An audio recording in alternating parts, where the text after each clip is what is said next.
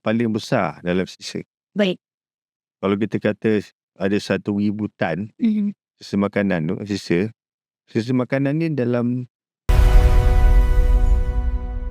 45% sisa makanan. Oh, Hampir separuh. separuh lah daripada tong sampah tu. Kan? Separuh tong sampah makanan. Lebih kurang separuh. Hampir separuh sisa makanan. Bayangkan, kalau kita boleh uruskan sisa makanan, kita ada sisa. Jadi apa tadi? Sumber. Sumber. Inilah sumbernya. Hai. Jadi sebenarnya sisa makanan ni tidak akan disisa sehingga dia buang dalam tong sampah. Selagi dia berada dalam kita punya kehidupan kita, dia boleh berfungsi beredar, bukan dari sisa lagi. Dia masih sumber lagi. Contoh hari ni kita makan nasi 1 pinggan.